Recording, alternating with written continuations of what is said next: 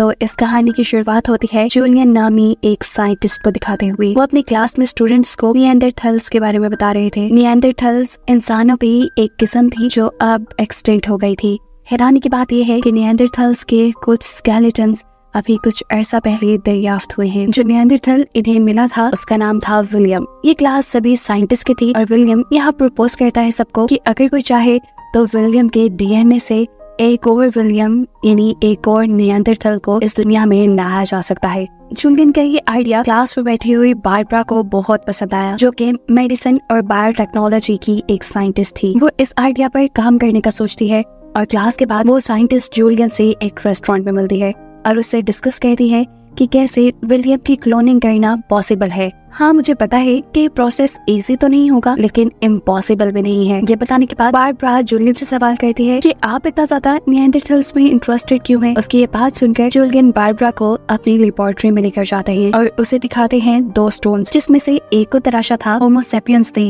यानी आम इंसानों ने और दूसरे को निएंडरथल्स ने। निएंडरथल्स का तराशा हुआ स्टोन बहुत सारे काम कर सकता था, जैसे चीजों को काटना, सपोर्ट देना, जिसका साफ मतलब था कि निएंडरथल्स के पास आम इंसानों से ज्यादा ताकत और ज्यादा अकल थी। और अगर ये लोग आज के दौर में निएंडरथल्स को वापस लाने में कामयाब हो जाते हैं तो मॉडर्न वर्ल्ड को इससे बहुत फायदा हो सकता है। उसकी ये बातें सुनकर बारबरा को और भी ज्यादा लगने लग जाता है कि अब तो उन्हें विलियम की क्लोनिंग करनी ही चाहिए। बारबरा इस प्रोजेक्ट में जूलियन की भी मदद मांगती है और ये लोग यूनिवर्सिटी से इस प्रोजेक्ट पे काम करने के लिए परमिशन भी ले लेते हैं। ये दोनों विलियम की क्लोनिंग पर काम करना शुरू कर देते हैं और इसी वजह से इन्हें लैब में काफी सारा टाइम एक साथ गुजारने को मिल जाता है। आहिस्ता आहिस्ता ये लोग काफी करीब आ जाते हैं। इनके दरमियान में फीलिंग्स भी आने लगी थी। ये एक दूसरे को पसंद करने लगे थे। ये सब तो ठीक था, लेकिन इनका प्रोजेक्ट उसमें दिन ब दिन ये फेल होते जा रहे थे। हर नए दिन के साथ इन्हें कोई ना कोई मुश्किल फेस करनी पड़ती थी। इसी वजह से यूनिवर्सिटी के हेड बॉब उनके इस प्रोजेक्ट को बंद करने का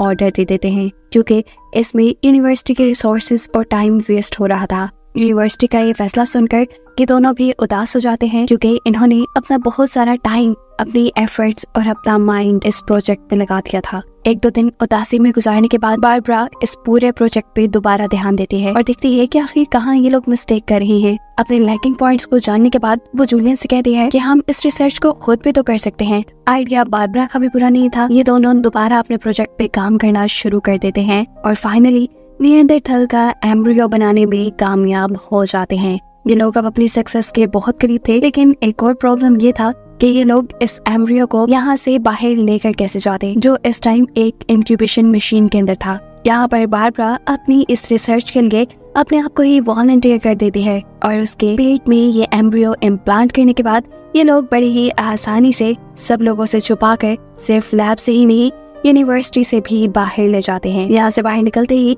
जूलियन और बारबरा ने शादी कर ली थी। कुछ ही महीने इनकी शादी को गुजरते हैं कि बारबरा की डिलीवरी का टाइम आ जाता है और लकीली बारबरा के पास एक हेल्दी बेबी बॉय पैदा होता है, जिसका नाम ये लोग विलियम ही रखते हैं। ये बच्चा एक निएंडरथल था, क्योंकि उसे निएंडरथल्स के डीएनए से बनाया गया था। और यही बात अगले दिन जूलियन यूनिवर्सिटी में जाकर अपने हेड्स को बता देता है। वो बताता है कि उनका वो एक्सपेरिमेंट सक्सेसफुल रहा और इस तरह एक निएंडरथल प्रेजेंट में इस दुनिया में आ चुका है। ये बात सुनकर हेड काफी गुस्से में आ जाते हैं, क्योंकि उन्होंने एक्सपेक्ट नहीं किया था कि जूलियन सीक्रेटली इस प्रोजेक्ट को जारी रखेगा। ये खबर सुनने के बाद हेड फौरन ही एक बोर्ड मीटिंग प्लान करते हैं, जहाँ पे ये लोग डिस्कस करने वाले थे कि आगे इन्हें क्या करना होगा। एक आदमी इन्हें मशवरा देता है कि जूलियन को सू कर दिया जाए यूनिवर्सिटी के रिसोर्सेज और नॉलेज को यूज करने के लिए। लेकिन हेड को ये आइडिया काफी बकवास लगा था, क्योंकि पहले यूनिवर्सिटी ने ही इस प्रोजेक्ट को करने के लिए परमिशन दी थी। सीन कट होकर दिखाया जाता है कि जूलियन यूनिवर्सिटी के हेड ऑफ डायरेक्टर्स की परमिशन के बगैर एक प्रेस कॉन्फ्रेंस रख लेता है, जिसमें उसे सब लोगों को बता दिया कि सक्सेसफुली वो लोग इस जमाने में एक निएंडरथल को पैदा कर चुके हैं। उसने यहाँ पे निएंडरथल की फोटोज भी सब लोगों को दिखाई। यहाँ प्रेस कॉन्फ्रेंस पे वो सब लोगों से कहता है बेशक वो विलियम का बायोलॉजिकल फादर नहीं, लेकिन वो उसके लिए एक प्राउड फादर जरूर बनेगा। उसकी सक्सेस, उसकी खुशी और उसके फ्यूचर के लिए हर वो काम करेगा जो एक डैड करते हैं। फिर अब सीन ही से कट होकर हमें काफी सालों बाद का सीन दिखाया जाता है, जहाँ विलियम अब बड़ा हो चुका है। हम देखते हैं कि उसका चेहरा आम इंसानों से काफी डिफरेंट, काफी यूनिक था। यहाँ पर बारबरा विलियम को अपने साथ लेकर एक नए घर आई थी। जो कि एक फॉरेस्ट के पास था। असल में ये जूलियन का घर था जहाँ पर बारबरा उसे छोड़ने के लिए आई थी। बारबरा यहाँ उससे गले मिलती है और उसे कहती है तुम जब चाहो मेरे पास वापस आ सकते हो। ये कहने के बाद वो वहाँ से चली गई और विलियम जूलियन के घर आ गया। घर देखते हुए उसकी मुलाकात हुई सैरा नामी एक लड़की से, जो उसके डैड यानी जूलियन की गर्लफ्रेंड थी, जो भी उनके साथ उनके इसी घर में रहने वाली थी। खाना खाते हुए सैरा नोटिस करती है कि विलियम कितने अलग तरीके से खाना खाता है, थोड़ा तेजी से, जैसे वो बहुत भूखा हो। और इसके जवाब में जूलियन बताता है कि निएंडरथल्स को आम इंसानों से ज्यादा एनर्जी की जरूरत होती है। रात में जूलियन विलियम के पास आता है और उसे कहता है मुझे तुम पे फख्र है क्योंकि तुम हमारी एक्सपेक्टेशन से भी ज्यादा अच्छे से इस मॉडर्न दुनिया को समझ पा रहे हो और तुम्हें ऐसे ही कोशिश करते रहना होगी। अगले सुबह हम देखते हैं कि जूलियन के साथ साथ सैरा भी विलियम को पढ़ाना शुरू कर देती है ताकि विलियम इंसानों की लैंग्वेज को अच्छे से समझकर उनमें ज्यादा अच्छे तरीके से घुल मिल पाए। जिसके बाद हम जूलियन को उसकी क्लास में देखते हैं। जूलियन अपने क्लास में बता रहा था कि किस तरह जब पहली मर्तबा विलियम पैदा हुआ तो इंसानों ने कितना बुरा रिस्पॉन्स दिया था। इंसान क्लोनिंग के खिलाफ थे, लेकिन एक अच्छी बात ये थी कि विलियम के अंदर इंसानों से ज्यादा पॉजिटिव फीचर्स देखे जा रहे थे, जैसा कि वो आम इंसानों से 2% हायर इंटेलिजेंस के साथ पैदा हुआ था, प्लस उसका इम्यून सिस्टम आम इंसानों से 20% ज्यादा स्ट्रॉन्ग था। जूलियन अपनी क्लास से यही बातें कह रहा था कि एकदम से सीन पास्ट में शिफ्ट हो जाते हैं और हमें दिखाया जाती है जूलियन और बारबरा की पर्सनल लाइफ, जहां हमें पता चलता है कि जूलियन और बारबरा एक दूसरे से बात करते थे, लेकिन उनके डिवोर्स के पीछे वजह थी विलियम, क्योंकि जूलियन विलियम के ऊपर एक्सपेरिमेंट करना चाहता था। एक निएंडरथल होने की वजह से उसे एक टेस्ट सब्जेक्ट बनाकर रखना चाहता था, लेकिन बारबरा ऐसा नहीं चाहती थी क्योंकि विलियम उसका बेटा था, विलियम को उसने पैदा किया था। वो अपने बेटे को एक टेस्ट सब्जेक्ट बनते नहीं देख सकती थी और यही मेन वजह थी कि जूलियन और बारबरा के दरमियान में डाइवोर्स हो जाती है। अपने डाइवोर्स के बाद बारबरा विलियम की कस्टडी ले लेती है और उसे एक सिंगल पेरेंट की तरह पालती है, जबकि जूलियन कभी कभार उससे मिलने आया करता था और ये देखकर हैरान होता था कि कितनी जल्दी विलियम यहाँ के माहौल को समझ पा रहा था। लेकिन फिर जैसे जैसे विलियम बड़ा होता गया उसे यहाँ के डेली लाइफ के चैलेंजेस को फेस करने में प्रॉब्लम्स आने लग गईं। ऐसे ही एक दिन जब वो स्कूल से लौट रहा था तो उसके स्कूल के बच्चे उसे बुली करने के लिए उसके पीछे पड़ जाते हैं। विलियम यानी निएंडरथल इंसानों से ज्यादा ज़हीन तो थे, लेकिन इंसानों की तरह चालाक नहीं, इसीलिए विलियम डर जाता है और तेजी से अपनी साइकिल चलाना शुरू कर देता है। ऐसे बेइख्तियाती में उसकी साइकिल किसी चीज से टकराकर गिर जाती है, जिसकी वजह से उसके पीछे पड़े तीनों बच्चों का भी एक्सीडेंट हो जाता है। ये चालाक बच्चे इस एक्सीडेंट का सारा इल्जाम विलियम के ऊपर लगा देते हैं और ऐसे विलियम को पुलिस स्टेशन जाना पड़ता है। वो तो अच्छी बात थी कि पुलिस ने इसे सिर्फ बच्चों का एक झगड़ा समझ के निगलेक्ट कर दिया, लेकिन फिर भी विलियम के दिल में कहीं न कहीं ये बात थी कि उसकी वजह से उसकी मॉम को शर्मिंदा होना पड़ा। वो घर आकर निएंडरथल्स के बारे में इंटरनेट पे सर्च करता है और उसे मालूम होता है कि निएंडरथल्स इस दुनिया में किसी और नाम से भी मशहूर है और ये नाम था बेरहम और बेवकूफ गारों में रहने वाले निएंडरथल्स। ये सुनकर उसे अपने लिए बहुत बुरा फील हुआ। फिर कुछ वक्त गुजरता है और हम विलियम को टीनेज में देखते हैं, जब वो अपने कॉलेज एडमिशन के लिए टेस्ट दे रहा था। बहुत ज्यादा एनर्जी होने की वजह से वो कई मरतबा अपनी पेंसिल तोड़ चुका था और इसी वजह से उसे गुस्सा आ जाता है। फिर इस पेपर के बाद वो अपनी एक दोस्त जूडी से मिलता है, जो उसे अपने घर पे ड्रामा प्रैक्टिस के लिए बुलाती है, क्योंकि कुछ दिन बाद होने वाले एनुअल फंक्शन में उन्होंने पार्ट लिया हुआ था। विलियम जूडी से कहता है आज नहीं जूडी प्लीज, आज मैंने फ्रेंड्स के साथ कैंपिंग का प्लान बनाया हुआ है, मैं कल जरूर तुम्हारे घर आऊंगा और हम ज्यादा देर प्रैक्टिस करेंगे। जिसके बाद विलियम अपने फ्रेंड्स के साथ कैंपिंग के लिए चला जाता है। यहाँ ये लोग मजे ही कर रहे होते हैं कि इसी दौरान इन्हें एक कपल मिलता है। यहाँ पर विलियम का दोस्त गलती से उस कपल को ये बात बता देता है कि विलियम एक होमोसेपियन यानी एक आम इंसान नहीं बल्कि एक निएंडरथल है। ये सुनकर ये कपल तो बहुत ज्यादा एक्साइटेड हो जाता है। ये लोग विलियम से बहुत सारे सवाल करते हैं और वो लड़की पूछती है विलियम अगर तुम्हें मौका मिले पास्ट में जाने का, अपने जैसे लोगों में उठने बैठने का, उस माहौल में रहने का जहाँ की सारी चीजें तुम्हारे साथ सिंक करती हूँ, तुम्हारे साथ मिलती हूँ, तो तुम्हें कैसा लगेगा? क्या तुम वहाँ जाना पसंद करोगे? विलियम बिना किसी हिचकिचाहट की हाँ कह देता है, क्योंकि वो तो खुद अपने बारे में बहुत कुछ जानना चाहता था। फिर अगले सीन में हमें दिखाया जाता है कि विलियम जूडी के साथ ड्रामा की प्रैक्टिस के बाद फाइनली अब सबके सामने ड्रामा परफॉर्म कर रहा था। ड्रामा के एंड पे वो और जूडी दोनों किस करते हैं और यहाँ विलियम को पता नहीं क्या हो जाता है। वो सब कुछ छोड़ छाड़ कर भाग जाता है। उसने यहाँ पे महसूस किया कि एक दूसरे के करीब आना इंसानों के लिए जितना आसान था उसके लिए उतना ही मुश्किल, शायद इसलिए भी कि वो और जूडी दोनों ही अलग अलग नस्लें हैं। उसे समझ नहीं आ रहा था कि वो जूडी को कैसे समझाए कि वो उससे कितनी मोहब्बत करता है।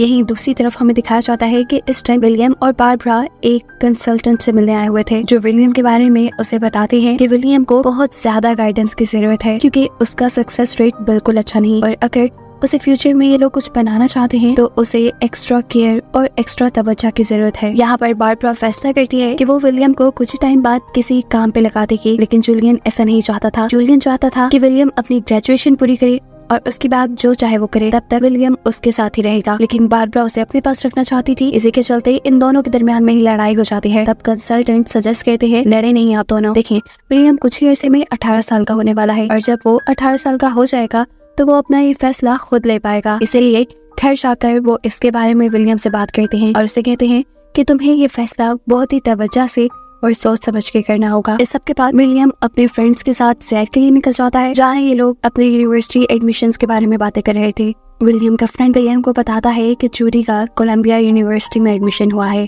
और ये खबर सुनकर वो उदास हो जाता है। घर आकर वो देखता है कि उसके पेरेंट्स दोबारा उसकी कस्टडी के बारे में बात कर रहे थे। बारबरा आज भी नहीं चाहती थी कि उसका बेटा एक टेस्ट सब्जेक्ट बने, लेकिन यहाँ जूलियन अपनी बातों में लगाकर विलियम को इस चीज के लिए मना ही लेता है कि वो जूलियन की रिसर्च का पार्ट बने। वो उसे समझाता है कि अगर वो टेस्ट सब्जेक्ट बनेगा, उनकी रिसर्च में हेल्प करेगा तो लाखों इंसानों की मदद होगी। उसके अच्छे इम्यून सिस्टम से इंसानों के इम्यून सिस्टम को बेहतर बनाकर बहुत से इंसानों की जान बचाई जा सकती है, और इसके बदले जूलियन उसके लिए उसकी चूज की हुई यूनिवर्सिटी में एडमिशन करवाने के सारे इंतजाम करेगा, उसको टेस्ट भी प्रिपेयर करवाएगा और साथ में फाइनेंशियली कंट्रीब्यूट भी करेगा। इसीलिए विलियम जूलियन के साथ रहने के लिए मान जाता है। और सीन अब दोबारा प्रेजेंट पे शिफ्ट होते हैं, जहाँ हम विलियम को जूलियन और सारा के साथ देख रहे हैं। सारा और जूलियन ने उसे बहुत मेहनत से तैयारी करवाई थी टेस्ट के लिए, लेकिन वो सारे टेस्ट में फेल हो चुका था। इसी वजह से जूलियन विलियम के ऊपर बहुत गुस्सा होता है क्योंकि वो उसकी एक्सपेक्टेशंस के अकॉर्डिंग स्टडीज में अच्छा नहीं था। साथ ही साथ वो सारा को भी डांटता है इसलिए कि तुमने उसे अच्छा नहीं पढ़ाया। जूलियन के यहाँ से चले जाने के बाद सारा विलियम के पास आती है।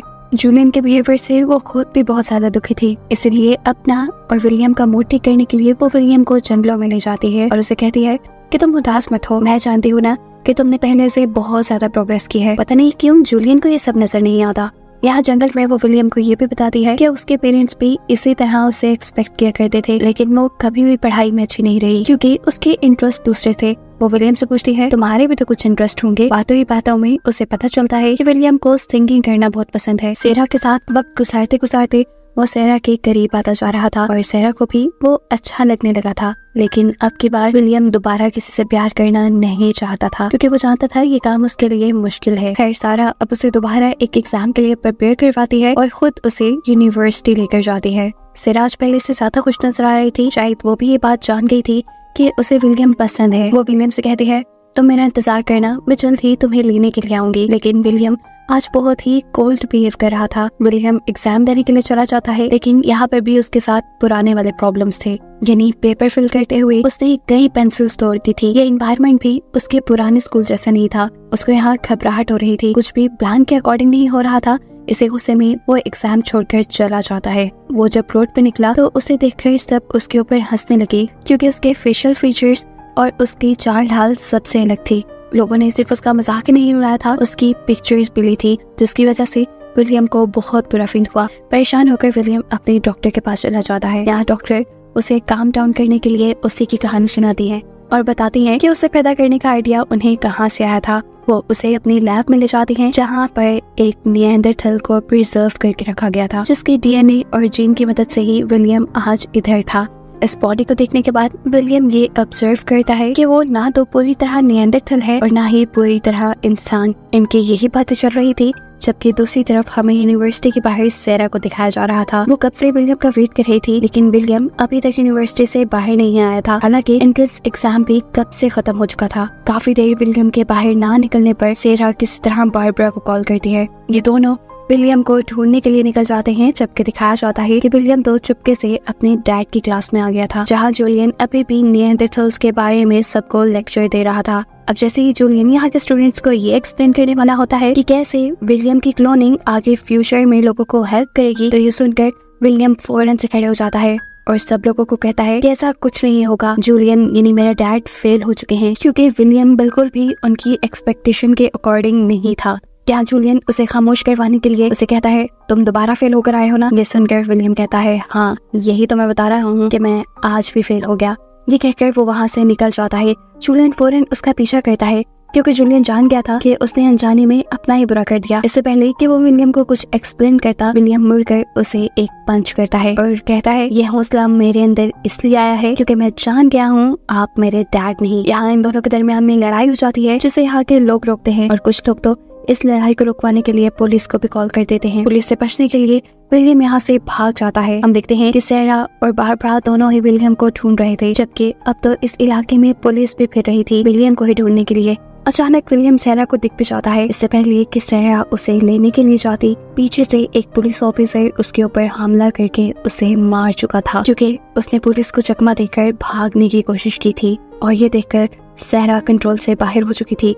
विलियम का दुख उसके लिए बहुत बड़ा था क्योंकि वो विलियम को पसंद करने लगी थी।